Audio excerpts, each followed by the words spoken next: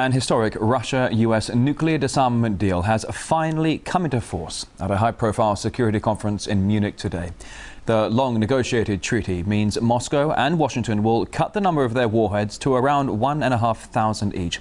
RT's Yegor Piskunov now joins us live from Germany to bring us up to date on this occasion. Hello to you, Yegor. So how did the historic moment look? What did you see?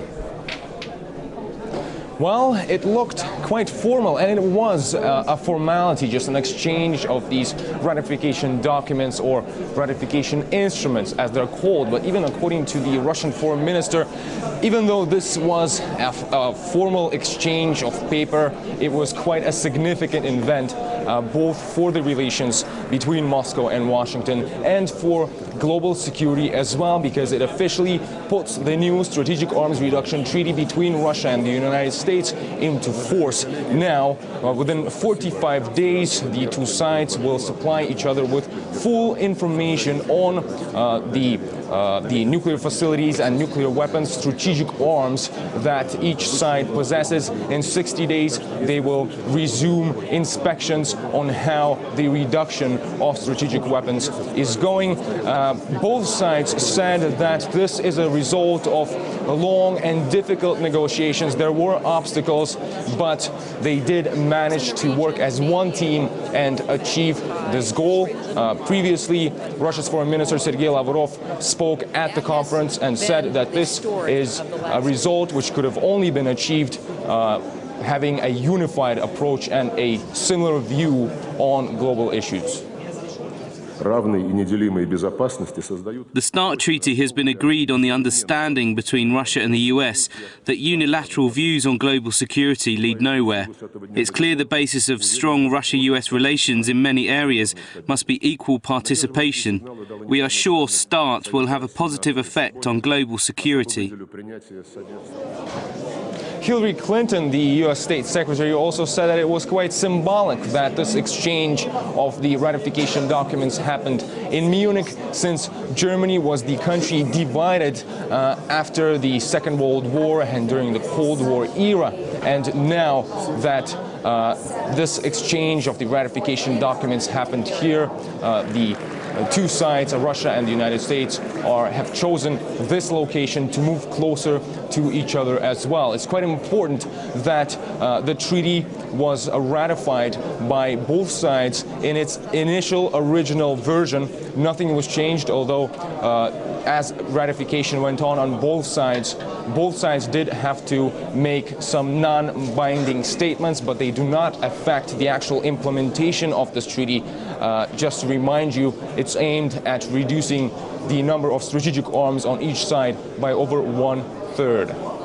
Now, Yegor, there are just many world leaders and other ministers in attendance at this three-day security forum, the annual security conference in Munich.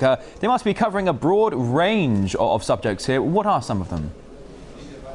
A very broad range. In fact, this security conference is often referred to as the Security Davos, because many world leaders and top-level politicians are taking part in discussions on some of the most contemporary and important issues. And we've already heard statements and speeches made by the Secretary General of the United Nations, by the Prime Minister of Great Britain, by the U.S. Secretary of State, by Russia's Foreign Minister Sergei Lavrov also, of course, who focused on Russia's proposal to build and make up a legal document which would ensure the safety and security of European nations, and also reminded of Moscow's proposal to build a unified anti-missile defense system which would include Russia, the United States, and the European Union, thus letting them share the responsibility for the safety of one another and providing stability and a stable security structure in the world. Sergei Lavrov stressed that this stability is very much needed, and if it will not be kept as a result of mutual work, Russia will have to be forced to do it on its own. If the dialogue between Moscow and Washington is used only to distract attention from the US and NATO's own anti-missile defense system, we could lose a unique chance. An agreement to discuss the possibility of a joint anti-missile shield doesn't automatically mean Russia is ready to join the program, which is being drafted without its participation. The idea of take it or leave it doesn't work here.